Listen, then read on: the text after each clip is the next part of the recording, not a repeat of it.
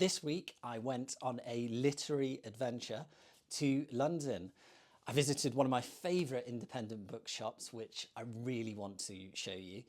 I got to meet one of my heroes, one of my all-time favourite authors, Robert MacFarlane, which was really special. So I wanted to tell you about that. I also, alongside some other booksellers, visited the headquarters, the London headquarters of Penguin Random House, and I got to hear about upcoming books, so I thought I could share some of that as well. Otherwise, I got to catch up with friends and I visited some of my old haunts, old historic churches. You know how I love my historic buildings, so I thought I'd share those with you as well. So yeah, let's dive in. So on Tuesday, I got up really early and walked to the train station, and then I was being whisked across the country, and there's just a certain romance about heading through the English countryside as the sun is rising up. So I was really excited to get to London. It's been quite a while since I lived in London, and so it always takes me a little bit of time to adapt when I arrive there. That wasn't helped by getting stuck on the tube on the way to my friend's house. It actually, you know, when you're in the actual underground and the tube train just stops? I'm sure it will be okay. And nothing is happening. Well, that happened, but nobody else was on the tube because I was going to the very last stop. So I was in there for about 5 minutes and nothing was happening. But then we got on the move, so all fine. So yes, I went to my friend's house because I had to reply to some customer emails, do some planning, do some of the financial admin. There is so much that goes on behind the scenes at our little bookshop, Sherlock and Pages, to make it run. And my colleague Kerry was in the shop training another new bookseller who's just joined this week, Sophie. So they were holding the fort for me, but I was still trying to keep on top of everything whilst I was in London. And the main reason I was in London is because Robert MacFarlane has a new book coming out. And for anyone who doesn't know Robert MacFarlane, he is probably one of the most lauded and famous nature writers, certainly in the UK, arguably in the world. And I think his new book, I was discussing with his editor, his new book is called Is a River Alive? Just a moment. I had to grab that one from the pile. Here it is a River Alive? It's going to look fantastic, particularly when the hardback comes out. This is just an advanced copy. One of the great benefits of being a bookseller is that you get these advanced copies. So this isn't being published until May the 1st, but it's about the question on the cover, and the editor of the book was saying this could really break through internationally because it has such an important message. So we went to a pub that quite correctly looked over the River Thames. It was glimmering away in the February winter and lots of booksellers were there. It was quite good because we're such a tiny bookshop, Sherlock and Pages. Some of the really big bookshops like Waterstones, Foyles, Hatchard's were there, and then other independent bookshops from England, Scotland and Wales. So it was nice to chat with those who are much more experienced than I am in the book trade and yeah, share tips and experiences. Some of my friends from Toppings were there. Toppings in Bath, one of my favourite independent bookshops as well. So yeah, really nice experience to be chatting away, having a drink with booksellers. And you know, actually going to those work events, sometimes in previous careers, I've dreaded it. I was actually really looking forward to meeting everyone, which I think shows you're in the right profession. If you're going to those, well, for want of a better word, networking events, and it's just pure passion and interest, it's, you know, it feels right. So yeah, one of the best parts of the evening was when Robert MacFarlane got up to speak, because the passion that he had, actually the swell of emotion that he conveyed, was a real lesson for me. He talked about how books are so important because they can electrify others, and essentially we're storytellers, and as booksellers it's our job to help sell those stories, some of the most precious commodities on earth. And this book, Is a River Alive, ask the question, is a river alive? And it's all about the rights of nature. It covers rivers in Ecuador, I think in India and in Canada.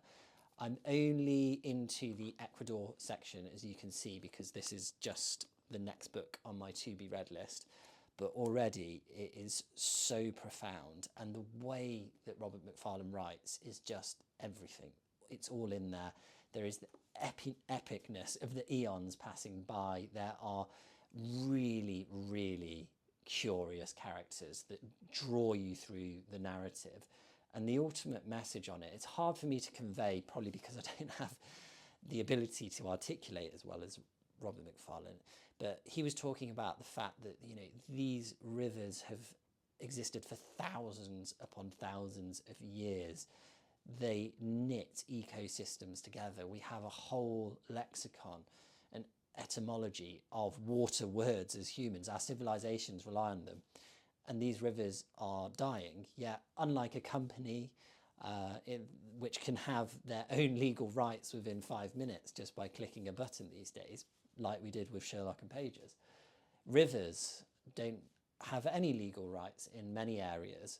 There are a few cases, and we're starting to, in pocket, switch our mindset and understand that nature should have rights, and that we can insert those rights for them to exist, to be able to thrive, to be able to operate as they have done for all these thousands of years. And I think that some of the emotion that Robert had was because those rivers in the UK have been particularly mistreated. So I didn't film any of the event because it just didn't feel like the right vibe, and I was too busy talking with people. I was fortunate enough to have a chat with Robert, who is really into old churches as well, so that helped. We were talking about angel roofs in East Anglia and all sorts, so it was really, really nice. I didn't feel like I, was the right time to take photos or to be filming or anything like that, but hopefully we'll be able to get Robert to come and speak to us at Sherlock and Pages at some point, and I know that I'm going to be talking a lot more about this book. I think I'll do a full review of it, written and video, once I've had time to really digest it, because it will definitely be one of our books of the year, but I think in the UK and internationally it will be one of the books of the year. It's really a quite political book as well, and I think with the amount of rubbish that's going on in the world, it is so needed. So yes, the next day I woke up and it was one of those perfect winter London mornings, like a crisp morning with the blue sky, a little bit of fog. I just love those days where you could wrap up. They're quite rare, but not too infrequent. I think London gets a bad reputation for being wetter than it actually is. But those like dreamy, crisp mornings in London were one of my favourites. So I was up reasonably early, went and got a coffee, and I actually decided to walk to one of my favourite independent bookshops and say hello to them, maybe pick up some tips, and yeah, just imbibe the culture, I guess, before I was due to go to Penguin, who I should have said hosted us with the Robert MacFarlane meal. So yeah, thank you so much to them for reaching out to not only the big booksellers, but also really small independent ones who have a passion. I think that was, yeah, really admirable of them and much appreciated. I walked through West London, not an area that I hung out a great deal in because it's quite a wealthy area to say the least. So I actually walked through Eaton Square. I think it's called Eaton Square. These are probably some of the most expensive properties in the world, probably worth tens of millions, if not multiple tens of millions. And there are these private gardens which you need a key to enter into, and there were sculptures in these gardens. There was even a tennis court, and there were actually some men with bowler hats stood outside some of the houses, I assume guarding them. It was quite odd because no one was around, absolutely no one. So I did wonder if they stand there all day. I kind of thought about asking them. And there are all these, in London, there are blue plaques everywhere. The blue plaques are a heritage mark where someone who was really famous or notable used to live. So there was one that was to Neville Chamberlain. There was all sorts of famous actors and a few authors around. So yeah, I love looking at those blue marks when I'm in London. But I was heading through the streets, and it's a really pretty area of London, to get to the very famous John Sandoe books. So this bookshop is legendary. It's honestly, when I see it, it just makes my heart sing. It is a beautiful black facade. It has everything that you would want it to be. This bookshop is it. Well, if you're minded like myself. So Sherlock and Pages is nowhere near this as yet, but I hope one day we can kind of head towards this benchmark. You go inside and I think there's like 3 rooms upon 3 rooms upon a basement, and they're all linked by these really thin, creaking wooden staircases, and they've even put sort of handles so you can haul yourself up around corners at certain points.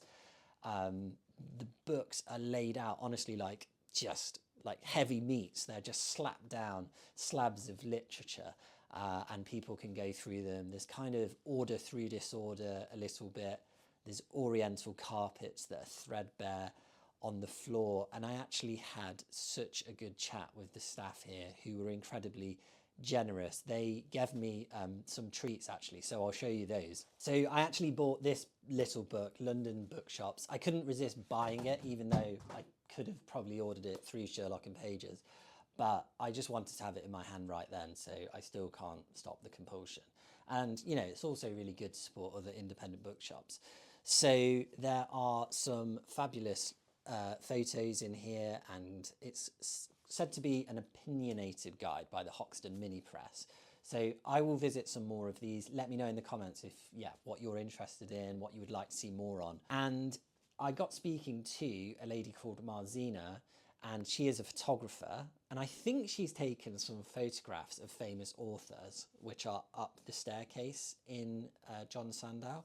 So here's, I think, Colm Tobin, who's on the staircase, and I think she might have taken that photograph. She produced this book on Havana in Cuba, which she was kind enough to hand me a free copy of, and there's some really beautiful photos in here. So that was incredibly kind of her, completely unprompted by myself. So yeah, thank you so much, Marzina. What I was looking for was a history of the shop, and we actually found one. We managed to dig it out, and I got the Sandoe bag, which was also a treat from them. So I'm going to really enjoy diving into this. And their bag actually is behind me, this quite famous bag. So they're really quite robust. The paper is brilliant. And there's quite a lot of little touches they do really well. The shelving is a work of minor genius, and I heard when I was in the shop that some of that has been in since 1957 when the shop opened originally. I was hoping that I might be able to pick up the same manufacturer, but I'm guessing we might have to make some of our own solutions, because they pack in so much into that shop. It's far bigger than Sherlock and Pages, but they still pack it in. So there are books absolutely everywhere. You're swimming in them there. I loved it. And they gave me this little booklet. So they just casually said, yeah, each Christmas, one of our customers, you know, a writer or something writes a little piece. Maybe it's something from an upcoming book, something they're working on, or some reflections from the year. And so last Christmas, Edmund de Waal wrote it. So just such a famous author, and they have, yeah, their clientele is unbelievable, as you would expect for a beautiful independent shop in the west of London that caters for an intellectual leaning audience. So they're really big on like history, literary fiction, there's quite a bit of travel, art. There's like huge art books, print books, like super cool. And I heard names mentioned, not by the staff, but when I had a little look after, of people who had been seen as notable customers. Elton John, Gwyneth Paltrow, Keith Richards, Lucian Freud. Oh, I'm sure there was so many others. And yeah, they have Edmund de Waal writing their Christmas pamphlet, which they give out to customers as a little treat. And he also wrote The Hair of the Amber Eyes, The White Road, and Letters to Commando, which I think we sell all of those at Sherlock and Pages, or I'll double check that and make sure that they're in stock soon. But yeah, maybe one day we can do something similar at Sherlock and Pages, but I don't think we'll ever have such quite a celebrated list of customers. No offence, guys. Then after the visit to the bookshop, I went to Vauxhall across the river in London to the headquarters of Penguin Random House. It's opposite the embassy for the US, actually, and it's such a huge temple of literature. It's quite funny to reflect on coming from sleepy Somerset and our tiny hovel home of words at Sherlock and Pages, to be visiting, Penguin Random House. And we were welcomed really nicely. There was like a cafe downstairs with all of their newly published or upcoming publications on display. We went upstairs in the lift, and there was a gathering of booksellers there, and then commissioning editors, the marketing teams, some of the operational teams who work on the books being delivered as well. So it was really, really nice to chat with them, let them know a little bit about what Sherlock and Pages are interested in, get recommendations. And actually, I got a little book haul from them, because they're always so generous, but I think books fly around in that world quite freely, but the main problem is weight. So they were trying not to give me too many, not because they were being stingy, but because they knew that I couldn't carry them all back. But I got a few I wanted to show you just now. So I'm going to add some of these to my to be read list because they sound great. So this book here is Cloudless by Rupert Dastur. And if I'm remembering rightly, because I described how Sherlock and Pages likes anything in the fiction segment that's environmental, adjacent, has beautiful landscapes. And this is about farming in Wales, a farming family.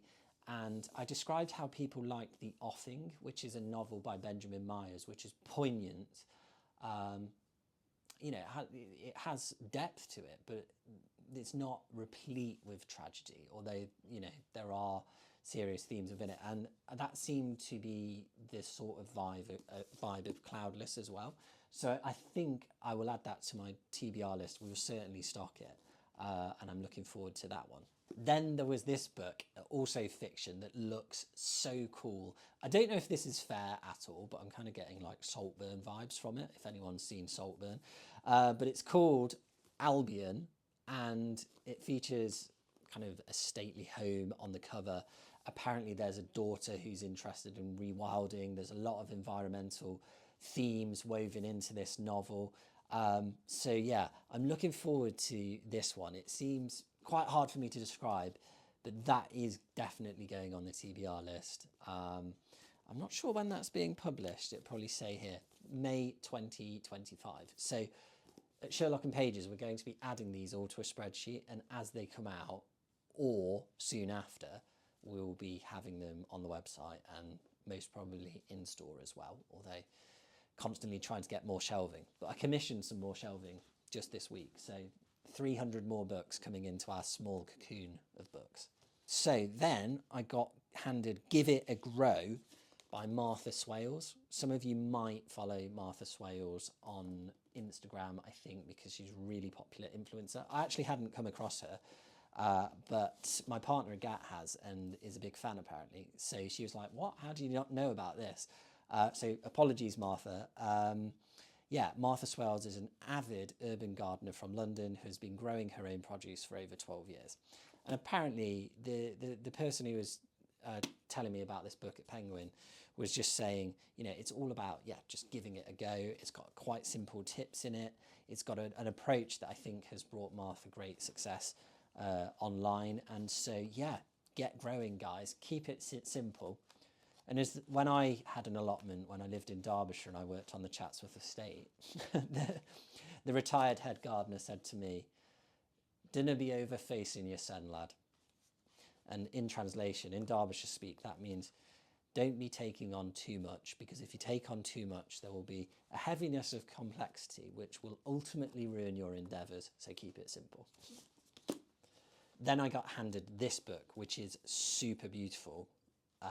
The North Pole, The History of an Obsession by Erling Kagge. And quite a handsome chap, actually. Look at that. So this, I was saying, it gave me feelings of when I was handed Sailing Alone by Richard King last year. and I think this could be really popular in the shop, and I think I'm really going to enjoy reading this as well.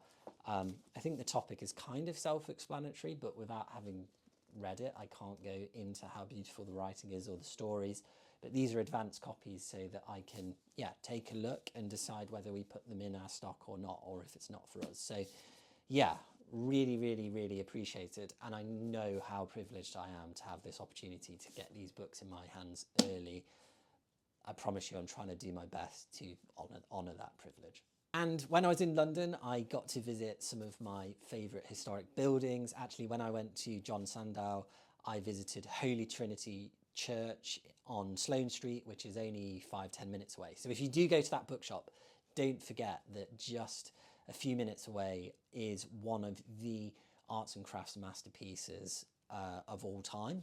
So it has this huge window that was installed by William Morris and Co., designed by Burne-Jones, and it's kind of a complete work of art, the whole church. It's such, yeah, it's probably going to be empty when you visit, and it's just such a lovely place to calm yourself and center yourself in what is a very busy part of London, a very, very wealthy part of London. I saw this Rolls Royce parked on the street, which was quite funny. Double yellows. I think the guy was outside having a coffee. I doubt that he cared. He's probably happy to pay the fine and have his coffee in peace.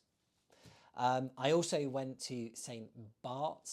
Bartholomew the Great in Smithfield, in the city of London, across town. This is one of the great medieval spaces of London, and so many dramatic events have happened here that are covered in my upcoming book, Forgotten Churches, on pre-order now through all good booksellers, including Sherlock and Pages. Do pay it a visit. If you're in London, if you live in London, you've got to visit. And if you're visiting, make time. Again, it's one of those spaces that's quite often empty. There might be a few people sort of taking in the peace and the solitude. So I don't want to ruin that for people, but get yourself down there, because honestly, if you had to pay £20 to see this place, I'm sure it would be buzzing. But because you can just walk in there, give a small donation, it just seems to be so quiet. And it's got Norman architecture, Norman core. Would have been part of a much wider monastery. But what survives is still monumental, and yeah, do pay it a visit. And if you want to learn more, it's going to be in my book. Yeah, then it was back home, back to the West Country via Paddington. I loved being whisked through the countryside in the darkness. I got stuck at Westbury Station and had a pint in the Railway Inn, which felt, yeah, very old school. I really enjoyed that. And then today, it was back to Sherlock and Pages this morning to say hi to Sophie, our new bookseller. I've been doing some reviews of what we've got to get done in the coming weeks. I've been speaking to our accountants, and I just hope this was a nice little glimpse of what it's like to be a bookseller. This is one of the more exciting weeks though. But yeah, let me know in the comments what you would like to hear more of, and hopefully you enjoyed this little tour, this little bookish adventure to London.